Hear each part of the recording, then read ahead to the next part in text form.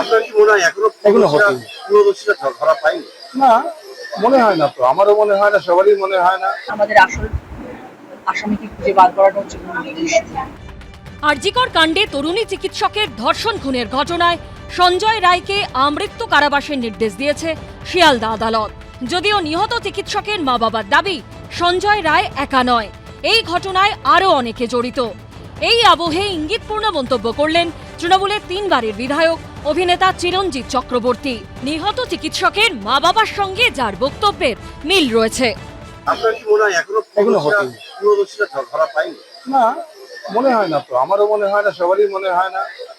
আর CBI চোখ বন্ধ করে আছে, কেন চোখ বন্ধ করে আছে বুঝি না। পরিবার বলছে আরো অনেকে যুক্ত আছে, তাদেরকে গ্রেফতার করা হচ্ছে। না, হচ্ছে না, আমরা হচ্ছে না, ধরলে তবে তো বলবো, পয়েন্ট আউট করতে হবে তো। তারা দেখাবে, সিবিআই যাবে।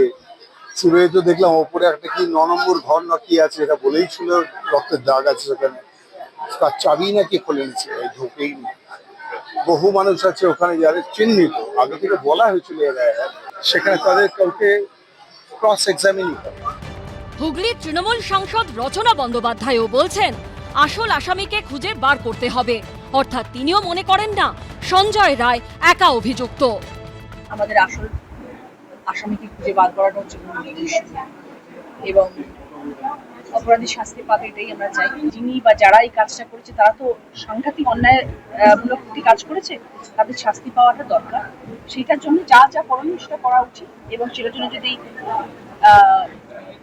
দ্বারস্থ হওয়া যায় তাহলে তিনি নিশ্চয়ই তার সমাধান খুঁজে বার করবেন। দলীয় সাংসদ বিধায়কের মন্তব্যে যে তৃণমূল অস্বস্তিতে, তা তাদের প্রতিক্রিয়া থেকেই স্পষ্ট। ওনাদের কাছে যদি কোনো তথ্য প্রমাণ থাকে সেগুলো সিবিআইকে দিয়ে ওনারা সাহায্য করুন। তৃণমূলের সাংসদ বিধায়কদের কথার সঙ্গে তৃণমূল সরকারের পদক্ষেপের মিল খুঁজে পাচ্ছেন না নিহত চিকিৎসকের মা বাবা। যারা চাইছেন কিভাবে, তারা যে চাইছেন মুখে চাইছেন, কিন্তু তারাই চাইছেন না, তার প্রমাণ আজকে হাইকোর্টে রেখেছেন। আজকে রাজ্য সরকারের বিরুদ্ধে, রাজ্য সরকার যেহেতু আমাদের কেসের প্রধান পার্টি, রাজ্য সরকারের বিরুদ্ধে আজকে শুনানি ছিল। এখন প্রশ্ন হলো, যদি ধর্ষণ খুন কাণ্ডে আরও কেউ জড়িত থাকে, তাহলে সিবিআই কি তাকে বা তাদের খুঁজে বের করবে? সমীরণ পাল, আশাবুল হোসেন ও সৌরভ বন্দ্যোপাধ্যায়ের রিপোর্ট, এবিপি আনন্দ।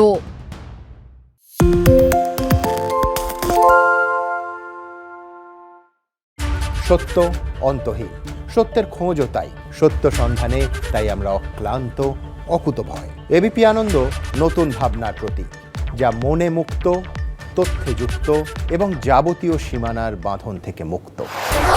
সীমা না শব্দটির মধ্যে লুকিয়ে আছে মানা শব্দটি, যেন চোখ রাঙানি এক অদৃশ্য বেড়াজাল, যা আটকে রাখে আমাদের এক ছোট্ট গণ্ডির মধ্যে।